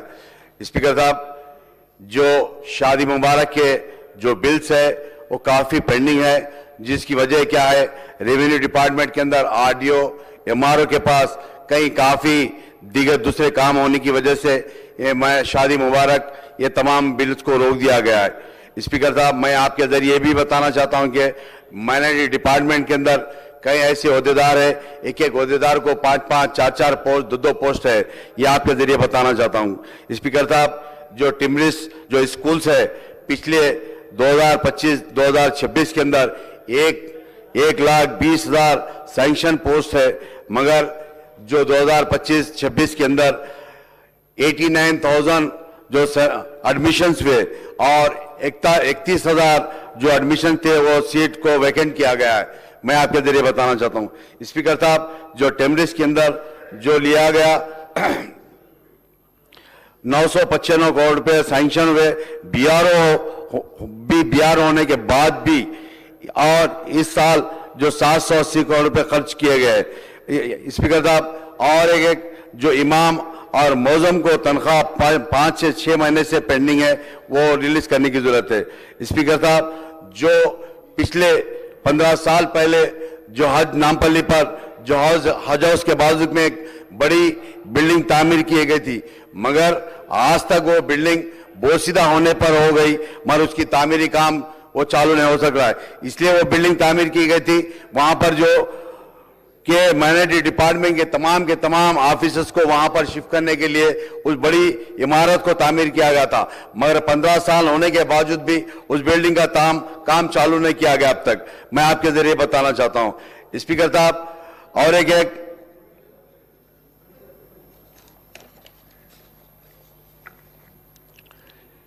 सीएम साहब ने जो तयखुन दिया गया था, उनकी मौजूदगी में जो पहाड़ी शरीफ बाबा शरफुद्दीन साहब के पास जो रुबात और नई हज बिल्डिंग बनाने के लिए वहां पर मामड़ी पल्ली के पास वहां पर तयखुन दिया गया था, मेरे को इत्तला है कि वहां पर वो जो जमीन के ऊपर नए प्लान्स को तैयार किया गया, मगर वहां पर आज तक भी कोई तामीरी काम चालू नहीं हो सका। मैं आपके जरिए बताना चाहता हूं स्पीकर साहब, जो पिछले साल जो राजीव विकास स्कीम में 1,20,000 एप्लीकेशंस रिसीव हुए थे और जिसकी लागत 840 करोड़ रुपए सैंक्शन हुए और जिसके अंदर 420 करोड़ रुपए रिलीज हुए, मुंबई अब तक एप्लीकेशन की वेरीफाई नहीं हुई।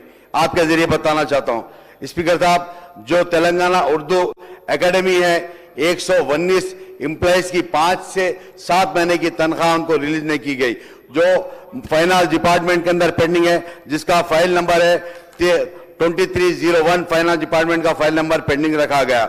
मैं आपके जरिए बताना चाहता हूं स्पीकर साहब, जो 400 साला दारुल मारिफ जो इदारा है वहां पर 17 एम्प्लॉइज है, वो 17 एम्प्लॉइज की वहां पर भी 5 से 7 महीने से तनख्वाह नहीं दी जा रही है। मैं आपके जरिए बताना चाहता हूं स्पीकर साहब, प्री मैट्रिक स्कॉलरशिप के लिए जो तेलंगाना में SC, ST, BC welfare department को जिस तरीके से स्कॉलरशिप दिया जाता है, वो माइनॉरिटी वेलफेयर डिपार्टमेंट को भी पिछले 3 साल से नहीं दिया जा रहा है।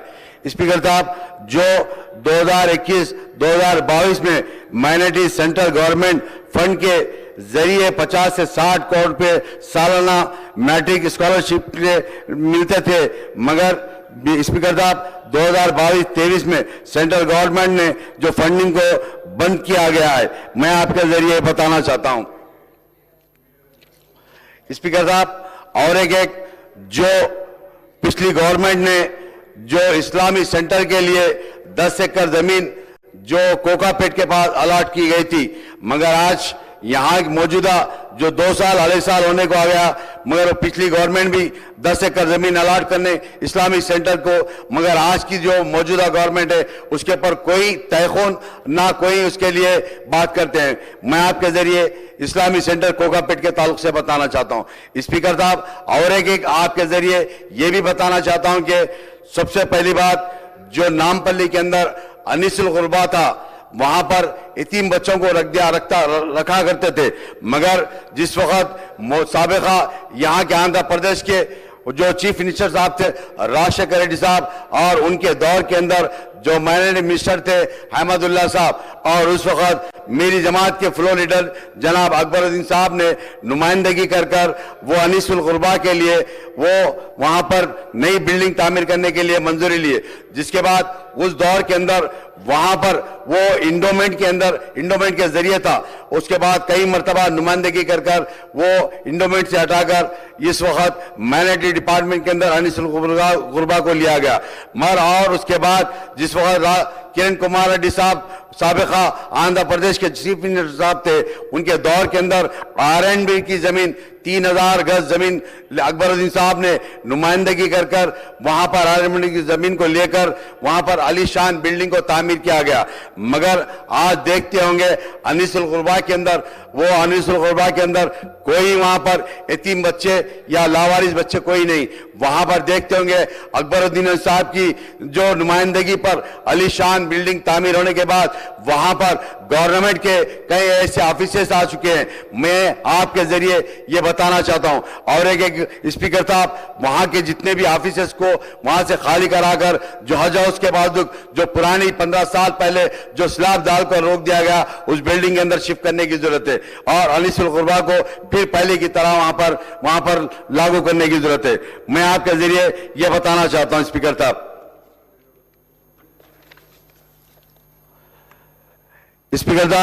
मैं आपके जरिए 2022, 2023, 2025, 26 में जो अब माइनॉरिटी के लिए जो फंड अलॉट किया गया था, मगर एप्लीकेशन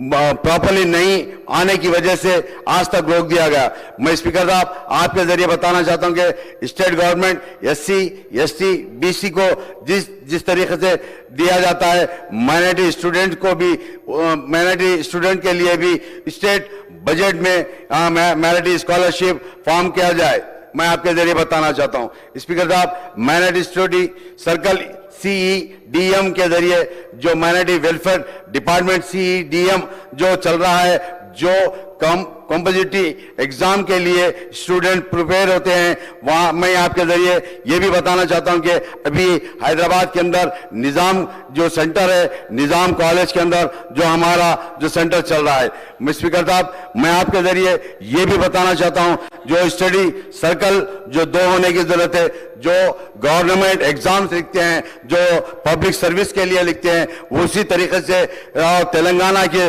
जो पुराने जो 10 डिस्ट्रिक्ट थे, उन तमाम 10 डिस्ट्रिक्टों में हर जगह पर स्टडी सर्कल जो गवर्नमेंट पब्लिक सर्विस के लिए जो सेंटर बनते हैं, हर जगह हर डिस्ट्रिक्ट के अंदर हर हेडक्वार्टर में बनाने की जरूरत है।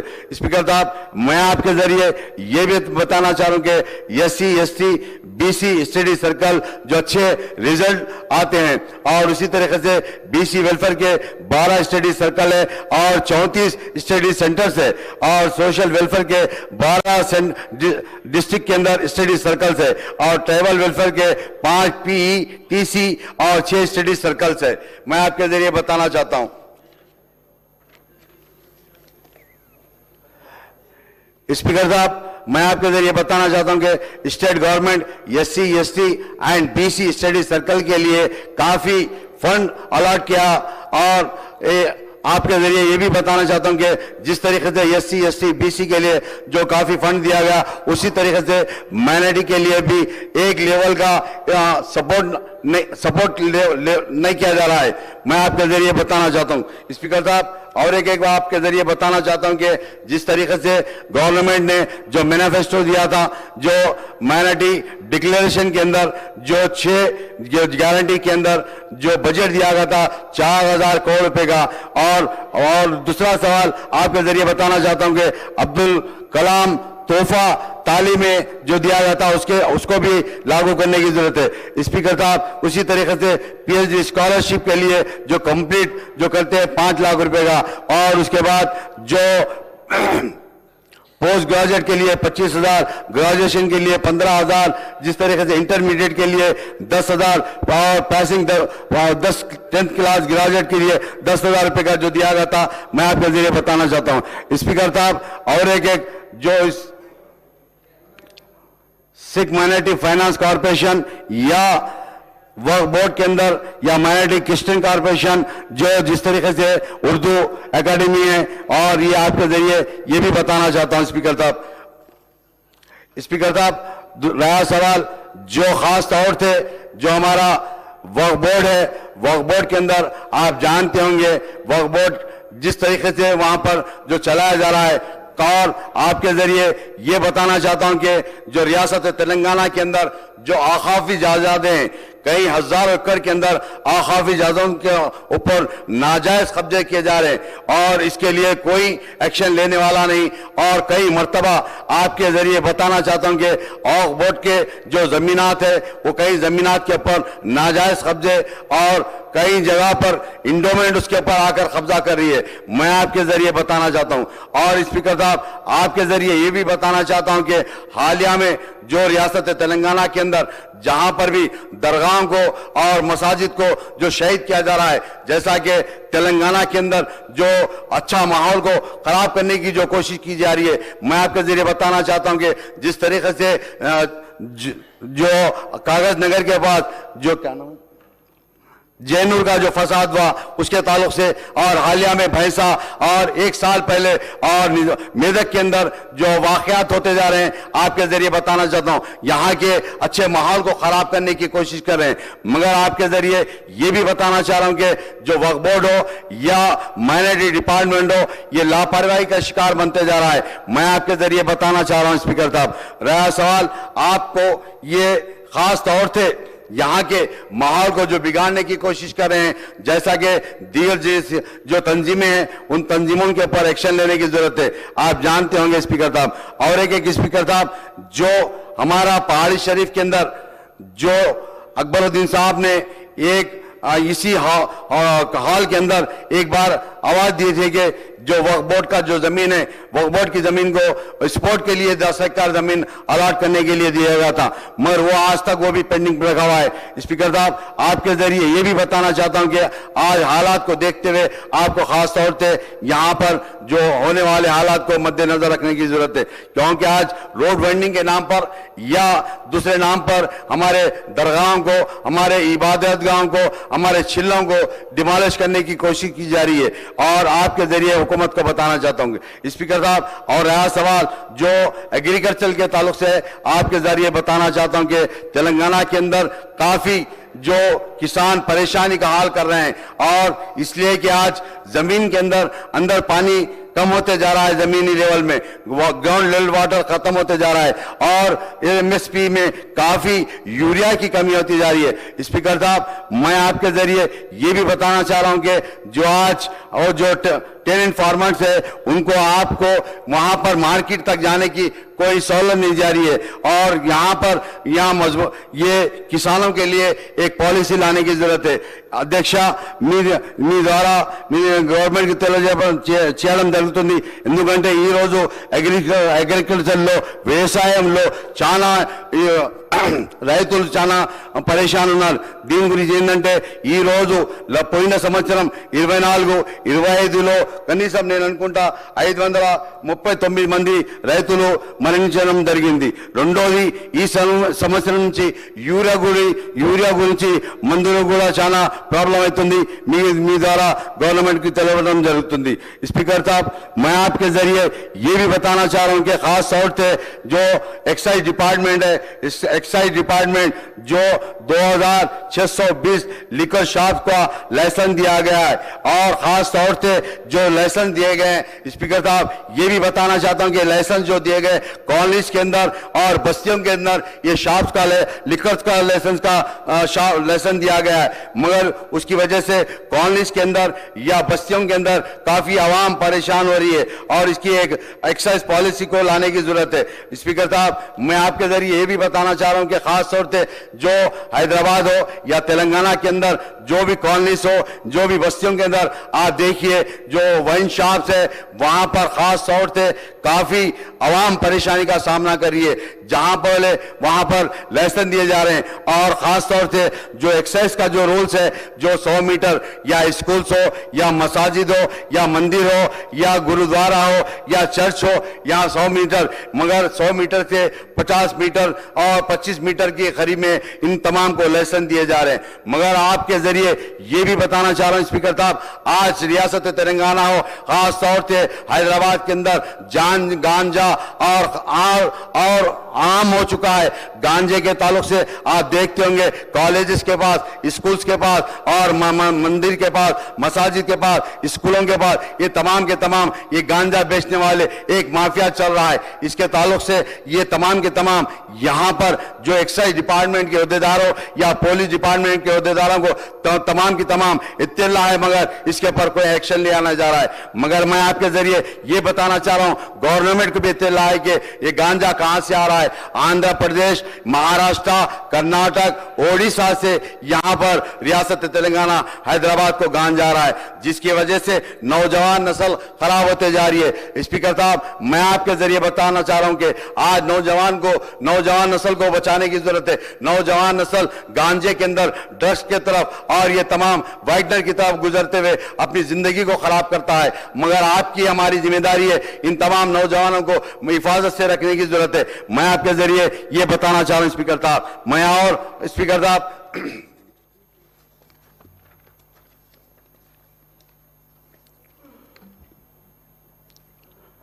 जो टूरिज्म का है स्पीकर साहब, जो टूरिज्म पॉलिसी है, ये हैदराबाद या तेलंगाना के अंदर हेरिटेज इतने पूर्व प्रोमोटेड बुनियादी ढांचे है, मगर आप देखते होंगे यहाँ रियासत तेलंगाना के अंदर जो खास तौर से जिस तरीके से मनादिर को और टूरिज्म के अंदर लिया गया है, मैं आपके जरिए बताना चाहता हूं कि जो बड़ी पहाड़ी की दरगाह है निजामाबाद, बाबा शरफुद्दीन साहब की दरगाह है पहाड़ी शरीफ के अंदर, और जहांगीर पीरों की दरगाह है, यूसुफैन दरगाह नामपल्ली, और बनान शाह साहब की रियासत नगर दरगाह, और इसके अलावा जो चौमला पैलेस हो या चार मीनार हो या दीगर बड़े बड़े जो टूरिज्म पॉइंट थे, मगर यहाँ की जो रियासती तेलंगाना की जो गवर्नमेंट है, मगर यहाँ पर उन तमाम टूरिस्टों को कोई चीज की सहूलत नहीं दी जा रही है। और आप देखते होंगे स्पीकर साहब, मैं आपके जरिए बताना चाहता हूँ यहाँ के टूरिज्म मिनिस्टर साहब को, जो गोलकुंडा फोर्ट मेरे हल्के में आता है,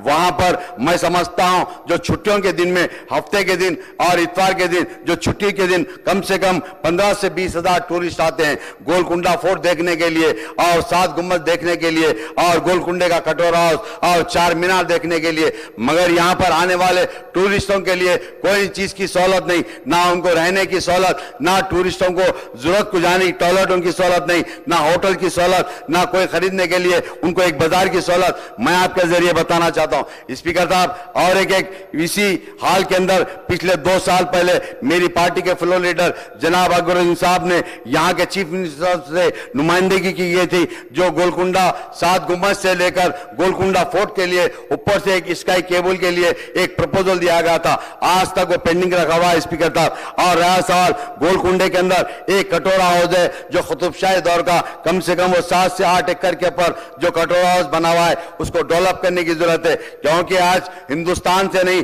दुनिया भर से गोलकुंडा किला देखने को आते हैं, 7 गुम्बद देखने को लिए आते हैं, और उसी तरीके से और चौमहला पैलेस देखने के लिए आते हैं, चार मीनार देखने के लिए आते हैं। इन तमाम चीजों को ये टूरिज्म पॉलिसी के अंदर और टूरिज्म हब बनाने की जरूरत है, और वहां पर बुनियादी सहूलतें देने की जरूरत है। स्पीकर साहब, मैं आपके जरिए ये बताना चाहता हूं स्पीकर साहब, सोशल वेलफेयर के अंदर जो एजुकेशन लेवल का लो लेवल और चाइल्ड लेबर बनते दिन पर दिन बड़ा लेबर बढ़ते जा रहा है, और जिसकी वजह गांव के अंदर और लेकिन गांव के इलाकों के अंदर इनकी हेल्थ के ऊपर प्रॉब्लम होते जा रहा है, वहां पर कोई हेल्थ डिपार्टमेंट और उनको देखने वाला नहीं। मैं आपके जरिए बताना चाहता हूं स्पीकर साहब, और एक स्पीकर साहब, मेरा एक डिमांड है, और खास तौर से पीटीएफ और MTF यहां पर SC ST स्टूडेंट्स के लिए स्कॉलरशिप क्लियर करने की जरूरत है, और दलित बंधु पेंडिंग और पेमेंट उनको रिलीज करने की जरूरत है। ट्राइबल वेलफेयर में स्पीकर साहब, जो ट्राइबल वेलफेयर का जो लोग हैं, वहां पर लैंड लॉस, गरीबी, बुनियादी सहूलतों की कमी है, और उनके लिए भी इमीडिएटली एक्शन लेने की जरूरत है। स्पीकर साहब, मैं आपके जरिए यहाँ के रियासत जो तेलंगाना की जो गवर्नमेंट है, उनको सबसे पहले मुबारकबाद देता हूं। पिछले 2 महीने पहले जो यहाँ पर मेडाराम जो यात्रा की गई, उस यात्रा के अंदर बहुत बड़े लेवल पर वहां पर इंतजाम किए गए, और मैं मुबारकबाद देता हूं। और रहा सवाल यहाँ के जो इंडोमेन मिनिस्टर साहब है, उनको भी मुबारकबाद देता हूं, हजारों की तादाद में, लाखों की तादाद में आए। मगर स्पीकर साहब, मैं आपको एक तकलीफ देना वो बताना चाहता हूं कि खास तौर से जिस तरीके से इंडोमेंट को इस साल 1200 करोड़ पे रिलीज करे, मगर आपको और मुझको सोचने की जरूरत है, क्योंकि यहां पर भी माइनॉरिटी डिपार्टमेंट के अंदर एक वक्फ बोर्ड है, वक्फ बोर्ड को 20 करोड़ रुपए रिलीज करे, सिर्फ 20 करोड़ रुपए दिया गया, और इंडोमेंट को 1200 करोड़ रुपए दिया गया। मैं ये आपके जरिए यहां पर हुकूमत को, सीएम साहब को बताना चाहता हूं स्पीकर साहब। और एक बात, मैं हमारे सीएम साहब का शुक्रिया अदा करता हूं, 2 साल के बाद हमारे रियासत तेलंगाना के अंदर जो रमजान की ईद को जो तोहफा दिया गया, मैं शुक्रिया अदा करता हूं स्पीकर साहब, सीएम साहब का, हमारे यहाँ के आला अहदेदारों का। स्पीकर साहब, और एक रहा सवाल यूथ वेलफेयर के लिए, यहां पर दिन पे दिन जो बेरोजगार नौजवान जो अनएम्प्लॉयमेंट होते जा रहा है, मैं आपके जरिए बताना चाहता हूं कि मैं और हुकूमत से मेरा सवाल है कि कितने यूथ एलिजिबल है और स्कीम इंप्लीमेंट कब होगी। और साथ ही साथ और मैं डिमांड करता हूं कि बेरोजगार खवातीन को भी इसमें बनाने की जरूरत है। स्पीकर साहब, नौजवानों को जिस वक्त कांग्रेस गवर्नमेंट आने से पहले एक वो दिया गया था इनके मैनिफेस्टो के अंदर, नौजवान बेरोजगारों को भत्ता देने के लिए दिया गया था, मगर आज तक नौजवान बेरोजगार वैसी है, ना उनको भत्ता दिया जा रहा है, ना उनको कोई किस्म का कोई सहूलत दी जा रही है। और इनको इम्प्लीमेंट कब तक देंगे और कितने लोग को देंगे, ये बताने की जरूरत है। स्पीकर साहब, खास तौर से मैं आपके जरिए हुकूमत को बताना चाहता हूं कि स्पीकर साहब, और एक जो टूरिज्म के अंदर खास तौर से हमारे ओल्ड सिटी के अंदर जो स्पोर्ट्स का मामला है, स्पोर्ट के अंदर बंडलागोड़ा हो और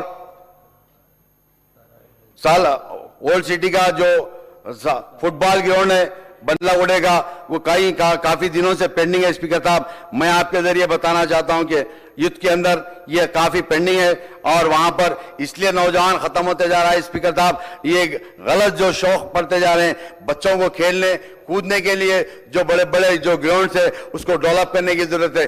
जैसा कि ओल्ड सिटी के अंदर खुली कुतुब शाह जो स्टेडियम है उसको डेवलप करने की जरूरत है। जो बंडलागोड़े के अंदर जो स्टेडियम के लिए वहां पर जमीन बताई गई थी अकबरुद्दीन साहब ने, उसको डेवलप करने की जरूरत है। याकुतपुरे के अंदर छोटे छोटे ग्राउंड है या